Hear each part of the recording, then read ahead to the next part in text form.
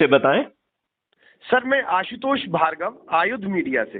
अच्छा, तो आयुध मीडिया का क्या मिशन क्या है, आप क्या हासिल करना चाह रहे हैं?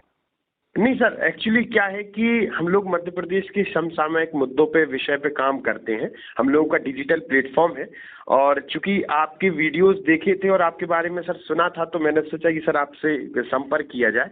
और एक्चुअली सर मध्य प्रदेश में पीएफआई के जो मूवमेंट हो रहे हैं, या फिर पीएफआई के ठिकानों पर छापेमार कार्रवाई की जा रही है, तो उसको लेकर सर मैं आपका मैं एक दूसरी बात कह रहा हूँ। जी जी जी। पीएफआई एक राष्ट्रद्रोही काम कर रही है, और वही राष्ट्रद्रोही काम हमारे राजनेता कर रहे हैं। तो इन राजनेताओं को भी जेल भेजना चाहिए ना, जिन्होंने अपने ही देशवासियों के ऊपर गुलामों के नियम कानून थोप के रखे हैं, जो अंग्रेजों ने सिर्फ इसलिए बनाए थे कि हमें भारतीय गुलामों को अपमानित करना है, शोषित करना है, पीड़ित करना है, उन्हें प्रक्रिया में उलझा के रखना है। आज आप ये बताइए, एक अपराध है जिसमें आपके 4 बयान होते हैं, एक आध दस्तावेज होता है, एक आध मेडिकल सर्टिफिकेट होता है, उन सब चीजों को देख के एक दिन में न्याय क्यों नहीं दिया जा सकता है? आप मुझे बताइए, एक दिन में न्याय दिया जा सकता है कि नहीं दिया जा सकता है? हाँ या नहीं? बिल्कुल बिल्कुल सर। सर तो ये दुष्ट राजनेताओं ने हमारे ऊपर घटिया व्यवस्था क्यों लादी हुई है? इन दुष्ट राजनेताओं के विरुद्ध काम करो, ये पीएफआई एफआई सब ठीक हो जाएंगे। बिल्कुल सर। जी। मैं आपसे कह रहा हूं, पीएफआई छोटा दुश्मन है, एंटी टेररिस्ट है, सब कुछ है, वो टेररिस्ट है, सब है। उसको भी फांसी लगना चाहिए, लेकिन पहली फांसी जो है ना, राजनेताओं को लगना चाहिए, जो कि दुष्ट हैं, अपराधी हैं, मक्कार हैं, बदमाश हैं। इस देश में जो है चपरासी बनने के लिए आपको सचरित्र होना चाहिए, साक्षर होना चाहिए, और हमारे देश के भाग्य विधाता बनने के लिए अनपढ़, गंवार, बाहुबली अपराधी क्यों? आपको मालूम है अभी जो इनके अपने एफिडेविट के हिसाब से उत्तर प्रदेश के जो 403 सदस्य हैं, उनमें से 205 सदस्य जो है ना आपराधिक रिकॉर्ड के हैं, विच मेक्स इट 51%। ये कैसे दुष्ट राजनेता हैं? सुप्रीम कोर्ट ने इनसे कहा कि साहब आपके पास अमेंडमेंट रूल है, आप पीपल्स रिप्रेजेंटेटिव एक्ट में अमेंडमेंट करके अपराधियों को टिकट से किसके लिए अपात्र कर दीजिए। लेकिन माननीय नरेंद्र मोदी जी ने तो ऐसा नहीं किया। जी। तो आपको नहीं लगता है कि आपकी लड़ाई पीएफआई की बजाय इन दुष्ट राजनेताओं से पहले होना चाहिए? और जब मैथिली शरण गुप्ता एक ऐसा मॉडल लेके आए हैं कि सभी राजनीतिक पार्टियों के राजनेता जो है हार जाएंगे, तो अभी दिसंबर कौन सा दूर है? दिसंबर में जो है ना कोई भाजपा कांग्रेस थोड़ी जीतने वाली है। क्राइम फ्री भारत के चंद्रगुप्त जीतेंगे, जो आप भी हो सकते हैं। जी। तो आप नहीं चाहेंगे कि आप जो है ना देश के मुख्यमंत्री बने? मैं आपसे पूछ रहा हूं, आप चाहेंगे या नहीं चाहेंगे देश हित में? सर वो सर भविष्य में जो मैं आपको बनाऊंगा ना, आपको सिर्फ एक ही काम करना है, लोगों को जोड़ना है, वो भी crime free Bharat mission app से। आपको किसी के सामने टिकट नहीं मांगना है, आपको किसी से वोट नहीं मांगना है, और आप इतने वोटों से जीत जाएंगे कि जो है ना ये सब राजनेता पराजित हो जाएंगे। आप जुड़ जाइए मुझसे। काहे के पीएफआई एफआई की बात कर रहे हो? ये सब पीएफआई एफआई सब नीचे घुस जाएंगे। देखो, कोई भी पीएफआई जो है तब तक काम नहीं कर सकती है जब तक उसे विदेशों से पैसा ना आए। आप जो है ना पेपर करेंसी मुक्त भारत कर दीजिए, कल इनका पैसा आना बंद हो जाएगा। लेकिन हम तो हर काम दुष्टतापूर्वक करते हैं। अब बताइए, माननीय नरेंद्र मोदी जी ने 2016 में डिमोनेटाइजेशन किया, किसके लाभ के लिए किया था? मैथिली शरण गुप्ता ने एज ए सिटिंग डीजी अपने पूजनीय प्रधानमंत्री जी को पत्र लिखा था 18 पॉइंट का। जी। उसका तो पालन उन्होंने नहीं किया।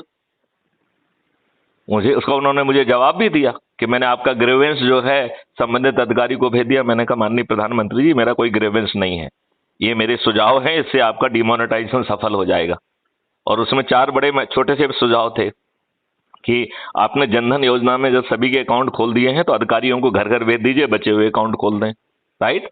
दूसरा उसमें सलाह था कि आप जो है युद्ध स्तर पर डिजिटल जो है डेबिट और क्रेडिट कार्ड छाप के हर किसी के घर भेजवा दीजिए। तीसरा था पीओएस मशीन, विच प्रिंट कर लीजिए, छाप कर लीजिए, इंपोर्ट कर लीजिए, सब जगह पहुंचा दीजिए।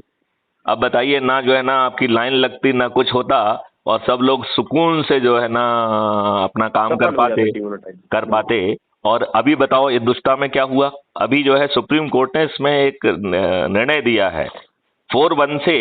उन्होंने माननीय प्रधानमंत्री जी का निर्णय उचित पाया है, लेकिन वो तो लीगल बाध्यता की बात है। हमारे देश के प्रधानमंत्री को तो सभी निर्णय उचित होंगे कि नहीं होंगे? बिल्कुल सही। Do you agree with me कि सभी निर्णय उचित होंगे ही? उसको इतनी शक्ति होना ही चाहिए। तो हमें लीगली निर्णय उचित होना चाहिए या बुद्धिमत्ता सही होना चाहिए, ये एग्जामिन करना चाहिए। यदि इनकी बुद्धिमत्ता सही होती तो जितने पेपर जितना जो है ना करेंसी सर्कुलेशन में था उससे ज्यादा लौट के आ गई है, इसका मतलब है काउंटरफीट करेंसी भी आ गई। तो बुद्धिमत्ता तो जो है ना गड़बड़ है। आप ये बताइए, आपने जो है ना बड़े डिनोमिनेशन की छोटे साइज के नोट जारी किए, तो क्या इसलिए किए कि जिससे पहले 3 बैग में घूस में देना पड़ते हो, अब 1 बैग में ही उतनी घूस दे पाओगे? क्या मकसद था आपका? इस बात का जवाब देंगे माननीय प्रधानमंत्री नरेंद्र मोदी जी? कब तक चुप रहेंगे? वो तो उल्टा कर रहे हैं।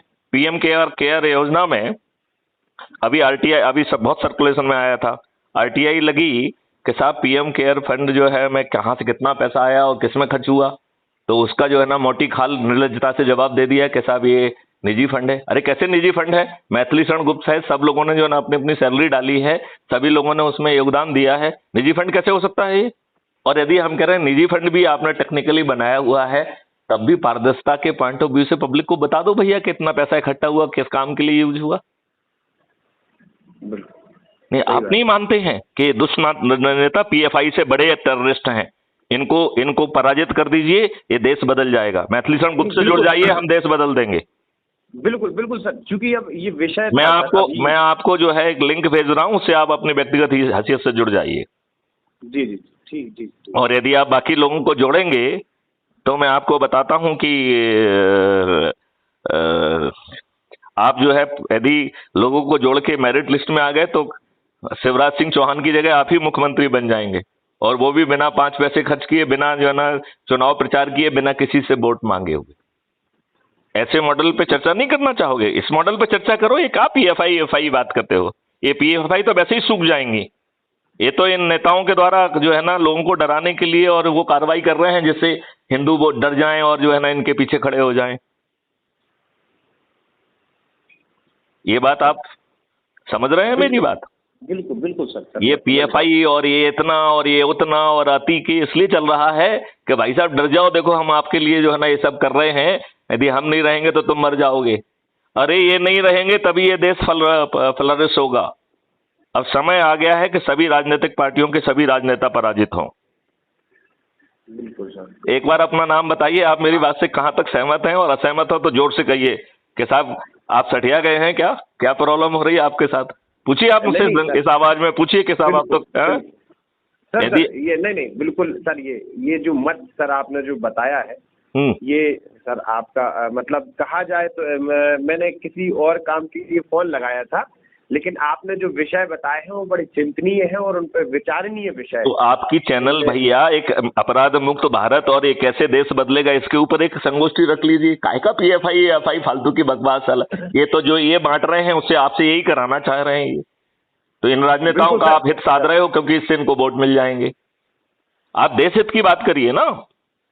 बिल्कुल सर, मैं अपने जो कंटेंट जो भी हम तैयार करते हैं तो उसमें राष्ट्र को पहले ही लिया जाता है, तो हम ये बात मुंह से कहने से नहीं चलती है ना। ये देखिए, आज की राक्षसी व्यवस्था यदि है तो उस राक्षसी व्यवस्था का तोते का नाम है राजनेता। इस देश में कुछ भी अच्छा नहीं हो सकता है इन राजनेताओं को बिना पराजित किए हुए। और मैथिली शरण गुप्त एक ऐसा मॉडल लेके आए हैं कि बिना 5 पैसे खर्च किए ये सभी राजनीतिक पार्टियों के सभी राजनेता हार जाएंगे और हमारी जेब से 5 पैसे नहीं जाएंगे। इनकी जमानत जब्त हो जाएगी, मतदान के पहले ये अपनी हार स्वीकार कर लेंगे, मतदान के पहले। और ये ना ईवीएम मशीन में गड़बड़ी कर पाएंगे, इनकी औकात नहीं है। यदि आप हमारा मॉडल सुन लोगे तो आगे चल के अब ईवीएम मशीन में गड़बड़ी नरेंद्र मोदी जी नहीं कर पाएंगे, कोई नहीं कर पाएगा। इतना पावरफुल मॉडल। बिल्कुल सर। आप नहीं जुड़ना चाहेंगे? क्या नाम बताया था आपने अपना? सर मैं आशुतोष भार्गव। तो आशुतोष भार्गव जी, आप हमसे जुड़ना नहीं चाहेंगे? बिल्कुल सर, बिल्कुल। तो आप क्राइम फ्री भारत मिशन की ऐप की लिंक हम आपको एसएमएस में भेज रहे हैं, उससे आप जुड़िए। पहले व्यक्तिगत रूप से जुड़िए, विचाराधीन सदस्य के रूप में जुड़ जाइए। जब आपको मॉडल की बारीकियां समझ में आ जाएं तब आप जो है शपथकृत सदस्य बन जाइए, जिसमें कि आपको 10 लोगों को मिनिमम जोड़ना है और कुल मिला के 90 लोगों को जोड़ना है, राइट। और यदि आप चंद्रगुप्त के रूप में लगातार लोगों को जोड़ेंगे और नंबर 1 पे आएंगे तो शिवराज सिंह की जगह आप मुख्यमंत्री बन जाएंगे, वो भी बिना 5 पैसे खर्च किए। तो देश हित में आपको मुख्यमंत्री या प्रधानमंत्री बनना है क्या? बिल्कुल सर, ये बिल्कुल हम तो फिर मैथिली शरण गुप्त से जुड़ जाइए आप, क्या दिक्कत है। बिल्कुल बिल्कुल बिल्कुल सर, बिल्कुल सर। तो मैं आपको लिंक भेज रहा हूँ, आशीष भार्गव जी, आप पहले उससे जुड़ जाइए, ठीक है। जी जी ठीक है जी। और अब आप अपनी बात कहिए। बस सर मैंने कह दिया, मैंने शुरुआत में सर जो नहीं, आप जो है क्या मुझे इनवाइट करने के लिए फोन किया था? नहीं सर, एक्चुअली हम लोग पीएफआई के विषय में जानना चाहते थे, क्योंकि आपके बारे में सुना था। तो नहीं तो हम रिकॉर्ड में कहेंगे जो पीएफआई के बारे में कहना है। और हम पीएफआई के बारे में क्यों कहें? पीएफआई तो इन राजनेताओं के द्वारा पाले पोसे लोग हैं। बिल्कुल बिल्कुल, चाहे वो ओबीसी हो, चाहे ये हो, चाहे वो हो। ओबीसी को तो बीजेपी ने पाला है, जिससे कुछ मुस्लिम वोट कट जाएं। सही बात, सही बात। तो ये इनके हिसाब किताब आप समझ नहीं सकते हो जी। लेकिन अब इनके हारने का समय आ गया है। आशुतोष भार्गव जी जुड़ जाइए। आशीष भार्गव जी, नॉट आशुतोष, आशीष भार्गव जी जुड़ जाइए। जी जी बिल्कुल सर। चलिए, तो मैं अपनी बात को यहाँ विराम दूं या आप और बात आपको आगे खींचना चाहते हैं? बस सर। चलिए, जय हिंद, जय भारत, वंदे मातरम। नमस्कार सर।